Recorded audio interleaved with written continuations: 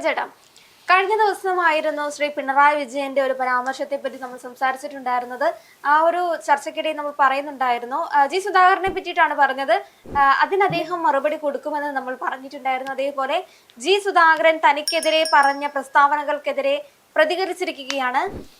എന്തായിരുന്നു ആ പ്രസ്താവന എന്ന് വെച്ചാൽ, ജി സുധാകരൻ കാണിച്ചത് ചെറ്റത്തരം വന്ന് ആ ഒരു നിലപാടായിരുന്നു മുഖ്യമന്ത്രി കഴിഞ്ഞ ദിവസം സ്വീകരിച്ചിട്ടുണ്ടായിരുന്നത്. അപ്പൊ ആ നിലപാടിനെതിരെ ചെറ്റപ്പുറയിലാണ് താൻ ജനിച്ചു വളർന്നത്, അതുകൊണ്ട് ചെറ്റ എന്ന് വിളിക്കുന്നത് തനിക്ക് അഭിമാനമാണെന്നാണ് ജി സുധാകരൻ പറയുന്നത്. അതുമായി ബന്ധപ്പെട്ട് കുറച്ചധികം കാര്യങ്ങൾ കൂടി ജി സുധാകരന്റെ വായിൽ നിന്ന് വരികയായി. ഇത് മുഖ്യമന്ത്രി പിണറായി വിജയൻ ചോദിച്ചു വാങ്ങിയ ഒരു മറുപടി ആയി പോയില്ലേ?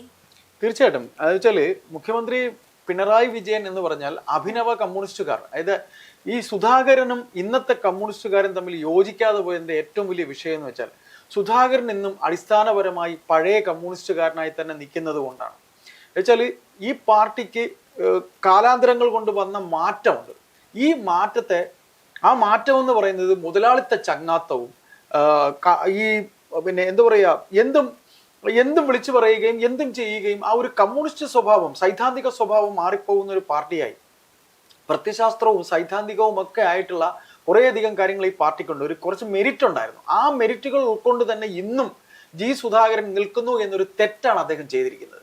ആ തെറ്റ് ഇന്നും അദ്ദേഹം തുടർന്നു പോവുകയാണ്. ഒരു യഥാർത്ഥ കമ്മ്യൂണിസ്റ്റുകാരൻ എങ്ങനെയാണോ അങ്ങനെയാണ് അദ്ദേഹം ജീവിക്കുന്നത്. അപ്പൊ അങ്ങനെ ജീവിക്കുന്നതിൽ അങ്ങനെ നിങ്ങൾ ജീവിക്കരുത് എന്ന് ഇപ്പോഴത്തെ കമ്മ്യൂണിസ്റ്റുകാർ, അവരുടെ പ്രതീകമായ ഇപ്പോഴത്തെ മുഖ്യമന്ത്രി, ഒരു കമ്മ്യൂണിസ്റ്റ് മുഖ്യമന്ത്രി എന്ന് അദ്ദേഹത്തിന് ഒരിക്കലും നമുക്ക് നിർവചിക്കാൻ കഴിയില്ല.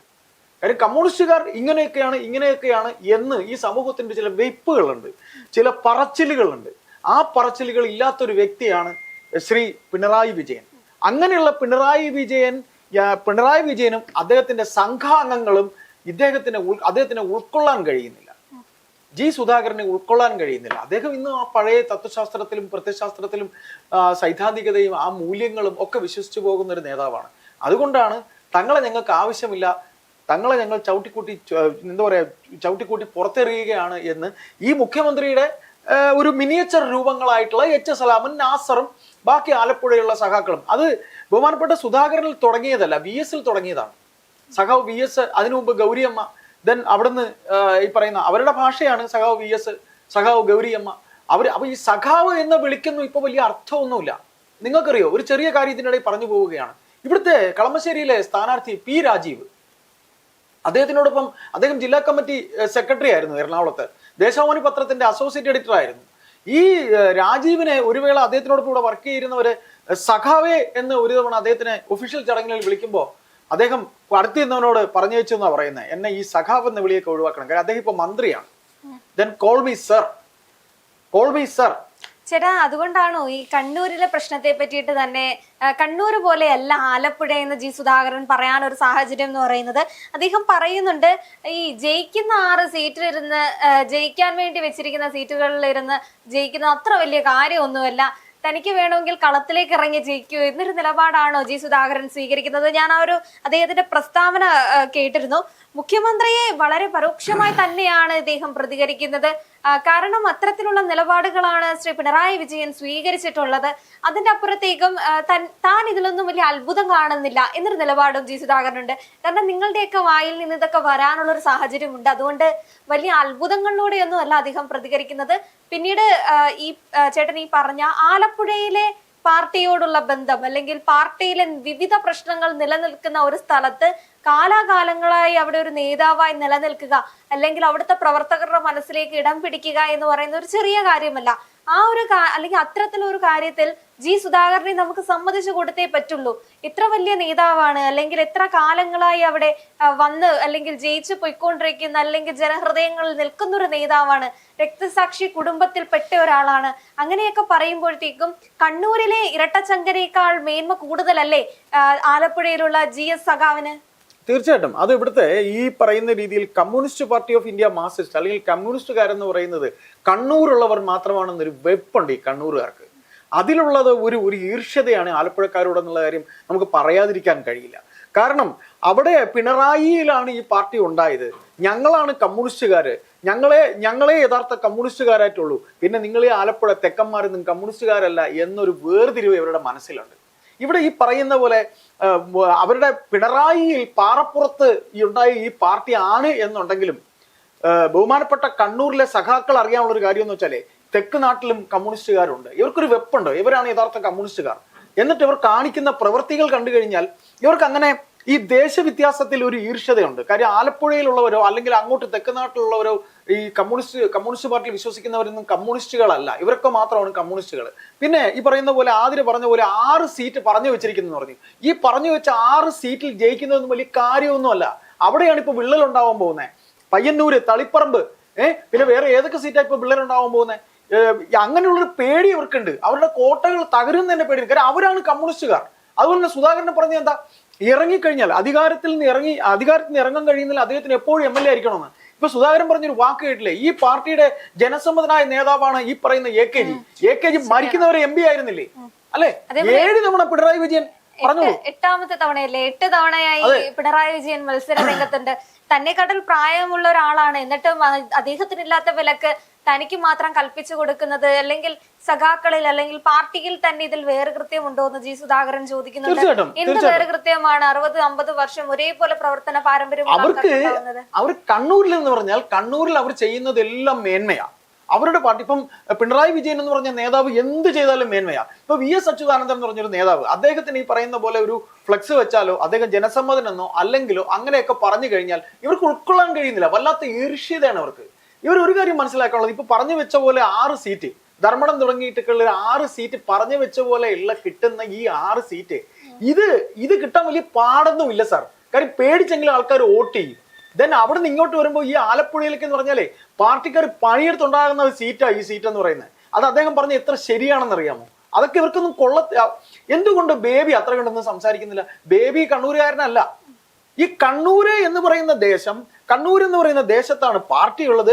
അവിടെയുള്ളവർക്ക് എന്തുമാകാം, അവിടെയുള്ളവർക്ക് പാർട്ടിയെ അറിയുള്ളൂ. പക്ഷെ ഒരു വേള ഇവർ ചിന്തിക്കാനുള്ളത് കണ്ണൂരിനിപ്പുറം അല്ലെങ്കിൽ കോഴിക്കോടിനിപ്പുറം തെക്ക് നാട്ടിൽ ജയിക്കുന്ന സീറ്റുകളാണ് സാർ നിങ്ങളെ ഭരണത്തിലേക്ക് എത്തിക്കുന്നത്.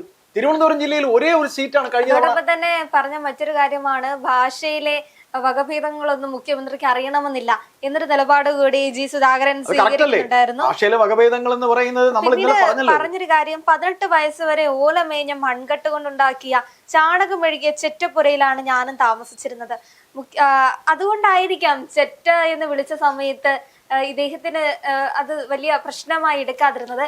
തുടക്ക സമയത്ത് ഇദ്ദേഹം ഞാൻ പറഞ്ഞിട്ടുണ്ടായിരുന്നു, ചെറ്റപ്പുരയിൽ ജീവിക്കുന്നവരെ പണ്ട് കാലത്ത് നമ്മൾ ചീത്ത പ്രയോഗമായിട്ട് അല്ലെങ്കിൽ താഴേക്കിടയിലുള്ള ആൾക്കാരെ അടിച്ചമർത്താൻ വേണ്ടി ഉപയോഗിച്ചിരുന്ന ഒരു പദമായിരുന്നു ചെറ്റ എന്നുള്ളത്. അത് കണ്ണൂരിൽ മറ്റ് വകഭേദങ്ങളുണ്ടോ അല്ലെങ്കിൽ മലയാള ഭാഷയിൽ മറ്റു ഭേദങ്ങൾ വന്നിട്ടുണ്ടോ എന്നുള്ളത് നാളിതുവരെ നമുക്ക് പരിചിതമല്ലാത്തൊരു കാര്യമാണ്. അത് ശ്രീ പിണറായി വിജയൻ തന്നെ പറയേണ്ടിയിരിക്കുന്നു. നിങ്ങൾ മുതലാളിത്ത വർഗത്തിന് എതിരായി തൊഴിലാളികൾക്കൊപ്പം നിൽക്കുന്ന പാർട്ടിയല്ലേ? തൊഴിലാളി വർഗത്തിനൊപ്പം നിൽക്കുന്ന ഒരു പാർട്ടിയിലെ ഒരു നേതാവിന്റെ വായിൽ നിന്ന് വരാൻ പറ്റിയ ഒരു പദമാണോ? അതും അതേ നേതൃസ്ഥാനത്തിൽ ഉണ്ടായിരുന്ന ഒരു സഖാവിനെ നോക്കി ചെറ്റയെന്ന് വിളിക്കുമ്പോൾ നിങ്ങൾ തന്നെ അധപ്പതിച്ചു പോകുന്ന തലങ്ങളിലേക്ക്, നിങ്ങൾ താഴ്ത്തപ്പെടുന്ന ഒരു രീതിയിലേക്കാണോ വന്നു പോകുന്നത്? അതേപോലെ ഇത് നിങ്ങൾ പ്രകോപിച്ചുണ്ടാക്കിയ അല്ലെങ്കിൽ പ്രകോപനം നടത്തിയാണ് GSന്റെ വായിൽ നിന്ന് ഇത്തരം നിലപാടുകൾ ഇപ്പൊ പുറത്തേക്ക് വരുന്നത്. ഇതുവരെ പാർട്ടിയെ സംബന്ധിച്ചൊന്നും പറഞ്ഞിട്ടില്ല. ഇപ്പൊ പാർട്ടിയുടെ തന്നെ ഇരു വശങ്ങളെ പറ്റിയിട്ടാണ് പറഞ്ഞത്. കണ്ണൂരിലെ പാർട്ടി അങ്ങനെ, ആലപ്പുഴയിലെ പാർട്ടി ഇങ്ങനെ. അപ്പോ നിങ്ങൾ പറഞ്ഞു വരുന്നത് കേരളത്തിൽ ഇനി കമ്മ്യൂണിസ്റ്റ് പാർട്ടി കണ്ണൂര് മാത്രമായി ഒതുക്കി കാണാനാണോ നിങ്ങൾ ഉദ്ദേശിക്കുന്നത്?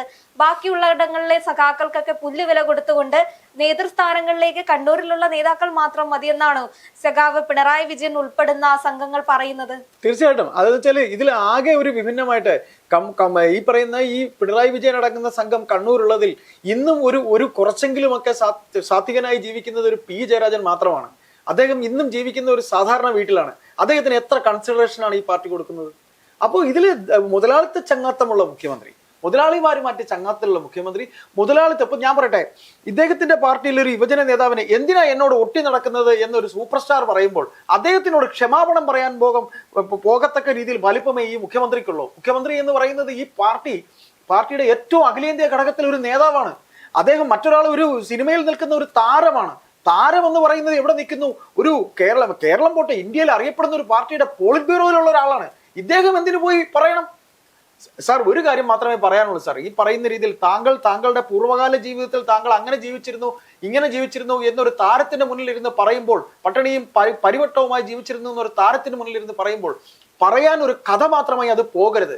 അതിന്റെ ആ ഒരു അനുഭവിച്ച വേദനയുടെ ഒരു അംശം ഇന്നും തങ്ങളുടെ ഉള്ളിൽ ഉണ്ടാകണം. അങ്ങനെയാണ് ഈ പറയുന്ന രീതിയിൽ മഹാന്മാർ പോട്ടെ, ജീവിതത്തിൽ തിക്താനുഭവങ്ങൾ ഉള്ളവർ അങ്ങനെയാണ്. ഇദ്ദേഹത്തിന് തിക്താനുഭവം ഉണ്ടെങ്കിൽ ആ തിക്താനുഭവത്തിന്റെ ഒരു പരിച്ഛേദം അദ്ദേഹത്തിന്റെ മനസ്സിലുണ്ടെങ്കിൽ അദ്ദേഹം ഇത്തരം പദപ്രയോഗങ്ങൾ നടത്തില്ല. നമ്മൾ ഈ സമകാലികതയിൽ ഇങ്ങനെ ജീവിക്കുമ്പോഴേ ഈ വർത്തമാന കാലത്തിൽ നമുക്ക് ചിലപ്പോൾ സുഖലോലുപരായിട്ട് ജീവിക്കാൻ അവസരം ഉണ്ടാവും. പക്ഷെ നമ്മുടെ ജീവിതം വന്ന് സഞ്ചരിച്ച വഴികൾ, പ്രത്യേകിച്ച് കമ്മ്യൂണിസ്റ്റ് പാർട്ടി എന്നാ പറയുന്നത്. തീർച്ചയായും അതോടൊപ്പം തന്നെ ശ്രീ പിണറായി വിജയൻ ഉദ്ദേശിക്കുന്നത് മുതലാളിമാരുടെ വോട്ട് മാത്രമായിരിക്കാം ഇനി ഈ ഒരു തെരഞ്ഞെടുപ്പിൽ അവർക്ക് ആവശ്യമുള്ളത് മുഖ്യമന്ത്രിക്ക് അല്ലെങ്കിൽ അവരുടെ അല്ല. കൃത്യമായി നിങ്ങൾ തെരഞ്ഞെടുപ്പ് പ്രചരണത്തിന് ഇറങ്ങുമ്പോൾ പറയണം, ചെറ്റക്കുടലിൽ താമസിക്കുന്ന ഒരു നിവാസികളുടെ വോട്ട് പോലും ഞങ്ങൾക്ക് ആവശ്യമായില്ല. കൃത്യമായി പറഞ്ഞു കഴിഞ്ഞാൽ ചെറ്റകൾ അല്ലെങ്കിൽ ഈ ചെറ്റപ്പുറകളിൽ താമസിക്കുന്ന എല്ലാ വോട്ടുകളും ജി സുധാകരനെ പോലെയുള്ള നേതാക്കൾക്ക് നിങ്ങൾ കൊടുത്താൽ മതി. കാരണം അത്തരത്തിലുള്ള പ്രയോഗങ്ങൾ നിങ്ങൾ നടത്തുന്ന ആൾക്കാർക്ക് മാത്രം അത് മതി. നിങ്ങൾക്ക് ഈ മാളികകളിൽ താമസിക്കുന്ന ജനങ്ങളുടെ മാത്രം വോട്ടുകൾ മതിയായിരിക്കാം. 25 ലക്ഷം മുടക്കി ഈ എരുത്തിൽ കിട്ടുന്ന അല്ലെങ്കിൽ കന്നുകാലികൾക്ക് ജീവിക്കാനുള്ള പാട്ട് വരെയുണ്ട്. അപ്പോ അത്തരത്തിലുള്ള സംവിധാനങ്ങളിൽ ജീവിക്കുന്നത് കൊണ്ടായിരിക്കാം ശ്രീ പിണറായി വിജയന് മുന്നിൽ കാണുന്ന എല്ലാവരെയും ചിറ്റകളായി കാണാൻ സാധിക്കുന്നത്. അതിപ്പോ പാർട്ടി വിട്ടു പോയാലും നിങ്ങൾക്ക് നിങ്ങളുടേതായിട്ടുള്ള പദങ്ങൾ ഉപയോഗിക്കാം. പാർട്ടിയെ വഞ്ചിച്ചു എന്നൊക്കെ പറയുന്നത് കൊണ്ട് കുഴപ്പമില്ല. കാരണം നിങ്ങളുടെ പാർട്ടിയാണ്. നിങ്ങളിൽ നിന്ന് വിട്ട് അല്ലെങ്കിൽ നിങ്ങളുടെ സുധാകരനൊന്നും അങ്ങനെ ഒരു പെട്ടെന്നൊരു സുപ്രഭാതത്തിൽ വിട്ടു പോകില്ല. സഹിക്കാവുന്നതിനപ്പുറം സഹിച്ചിട്ടാ ഈ പറയുന്ന പോയത്. നമ്മളിപ്പോ അദ്ദേഹം പറഞ്ഞില്ലേ, ഈ ഞാനും ഓലമേഞ്ഞ കുടിയിൽ ജീവിച്ചതാണ്, മൺചിരാതിന്റെ മുന്നിലിരുന്ന് ഞാൻ പഠിച്ചവനാണ് എന്നൊക്കെയുള്ള പൂർവ്വകാല. ചിലർ അങ്ങനെയാണ് ചേട്ടാ, കാലങ്ങൾ മറന്നുപോകും, ആളുകളെ മറന്നുപോകും, പിന്നിട്ട വഴികൾ മറന്നുപോകും. പിന്നിട്ട വഴികളെ കുറിച്ച് ഒരു സ്മരണയില്ലാത്തവർ ജീവിതത്തിൽ ഒരിക്കലും മുന്നേറില്ല എന്നാണ് എന്റെ വായിച്ചറിവ്. പുതിയതായി വന്നു ചേരുന്ന വസന്തങ്ങളിൽ മാത്രം വിശ്വസിച്ച് മുന്നോട്ട് പോകുന്നവരായിരിക്കും. അവരുടെ കണ്ണുകളിൽ പലപ്പോഴും മഞ്ഞപ്പിത്തം മാത്രം ബാധിച്ചിട്ടുണ്ടായിരിക്കാം. ഇതിന് മുൻകാലങ്ങളിൽ നമ്മളോടൊപ്പം നിന്നവരെ മറന്നുപോയിട്ടുണ്ടായിരിക്കാം. പുതിയ കാലങ്ങളിൽ അവർ ജീവിക്കട്ടെ. പക്ഷേ ഇതൊക്കെ എന്ന് വരെ ഉണ്ടാകും? അങ്ങനെ ഒരു ചോദ്യമുണ്ടല്ലോ. ഇദ്ദേഹത്തിനോട് ചോദിച്ച പോലെ കുറ്റബോധം എന്നൊരു കാര്യം എന്തെങ്കിലും നിങ്ങളുടെ മനസ്സിൽ ഉടലെടുക്കുമ്പോഴായിരിക്കാം വന്ന വഴികളെ പറ്റിയും നിങ്ങൾ വേദനിപ്പിച്ച മുഖങ്ങളെ പറ്റിയും നിങ്ങൾ ചിന്തിക്കേണ്ടിയിരിക്കുന്നത്.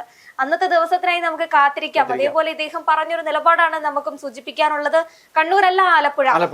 അപ്പൊ അത് സഖാവ് ഓർക്കുന്നതായിരിക്കും കുറച്ചുകൂടെ നല്ലത്. കണ്ണൂർ എന്ന് പറയുന്നത് ഇങ്ങനെ പറഞ്ഞു വെച്ചങ്ങ് കൊണ്ടുവരിക എന്ന് വെച്ചാൽ കിട്ടിയില്ലെങ്കിൽ ചിലപ്പോൾ ആ പാവങ്ങളെ ചിലപ്പോൾ എന്തെങ്കിലും ചെയ്തേക്കും. പക്ഷെ ഇവിടെ അങ്ങനെയല്ല. കഷ്ടപ്പെട്ട് പണിയെടുത്തിട്ടാണ് ഈ കിട്ടുന്ന സീറ്റ് എന്ന് പറയുന്നത്. തീർച്ചയായും മനസ്സ് കൊടുത്താണ് അവരോടൊപ്പം നിൽക്കുന്നത്. അത് ഇവർ മനസ്സിലാക്കണം.